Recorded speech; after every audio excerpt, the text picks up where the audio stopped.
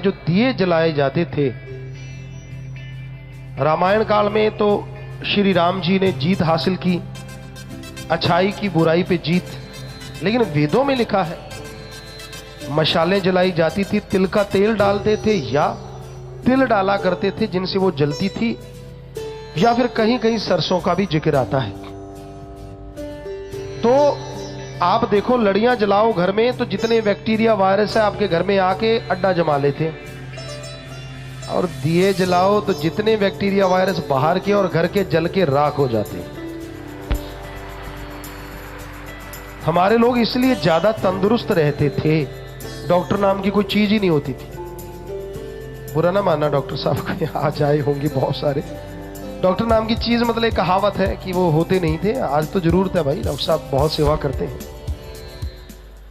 पर उसकी वजह यही थी, खाना खाते थे सूर्यास्त होने से पहले ताकि बैक्टीरिया वायरस नजदीक नहीं फटकते थे, और दिए जलाए जाते थे, मशालें जलाई जाती थी।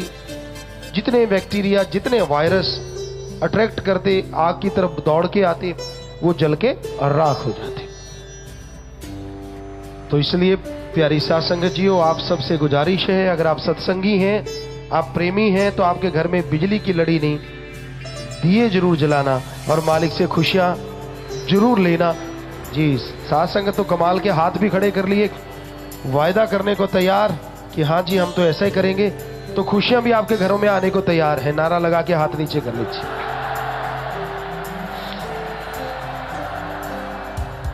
जी, आशीर्वाद आशीर्वाद। और यहां भी लगभग 2 लाख दिए तैयार किए गए हैं आश्रम के लिए। और तेरावास में तो हम लोग लगेंगे अभी। एक बेटी तो पता ही है हमेशा हमारे पास, हमारी बेटी जो हनप्रीत है, और दूसरी छोटी भी आई हुई थी। तो ये बातें कर रहे थे आपस में अमरप्रीत कि पापा हम भी लगेंगे आपके साथ। तो हमने कहा मजा आता है अगर परिवार मिलके लगाता है इन चीजों को। तो घर में ऐसे ही होता था, हम दिए लगाया करते थे, बापूजी माताजी सब लोग मिलके दिए लगाते थे कि तू यहाँ लगा, तू वहां लगा, ये एरिया तेरा, ये एरिया मेरा। तो एक खुशी सी भी आती है कि हाँ भी मैंने कुछ किया। बटन दबा के क्या खाक किया, घर में बैक्टीरिया बुला लिए, वायरस बुला लिए। और कई बार लोग, हमारे बच्चे जो आजकल के, उनको पता ही नहीं है नीम क्यों बांधे जाते थे। बेटा होता था पहले, बेटा नहीं चाहे बेटा हो बेटी, नीम ही बांधते थे। और उसकी वजह से कि जो बैक्टीरिया वायरस है वो गेट से अंदर जाए ही ना। नीम और उसमें इतनी ताकत होती है कि वो अंदर जाने ही नहीं देता, तो इन्फेक्शन होगा ही नहीं, बच्चा और मां बीमार होगी ही नहीं। इससे भी बढ़ के होता था कि माता के बच्चा जिसके हुआ होता था, उसकी चारपाई के आसपास नीम के सूखे पत्ते या नीम बिखेरा जाता था। पुराने टाइम में राख रखी जाती थी, तो उसका कारण भी था एंटीबैक्टीरिया।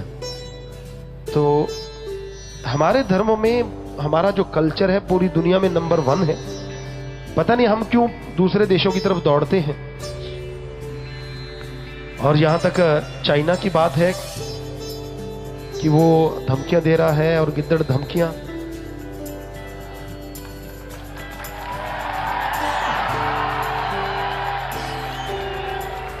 तो फिर ऐसे सियार या गिद्दड़ों का सामान भी नहीं लेना चाहिए।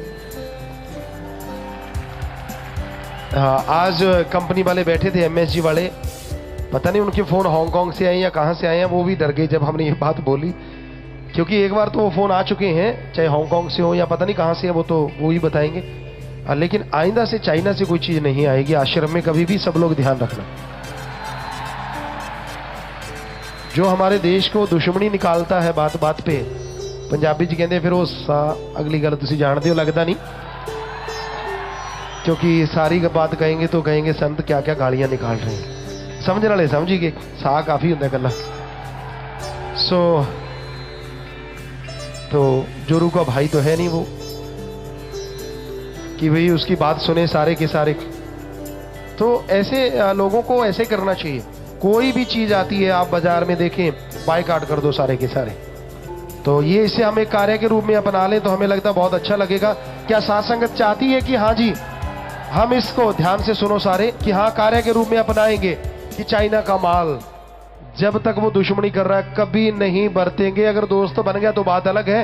हमारे पीएम मोदी साहब भी कह रहे हैं, तो हम लोग उनके साथ मिलके ये सारी साथ संगत वायदा करे कि चाइना का माल ना बरतेंगे और कोशिश करेंगे अगर कोई बरत रहा हाथ जोड़ के उसको भी हटाएंगे। तो हम तो तैयार है भाई, इसके लिए आप लोग जी तो जोर से नारा लगा दीजिए। ये भी एक परवान हो गया आज।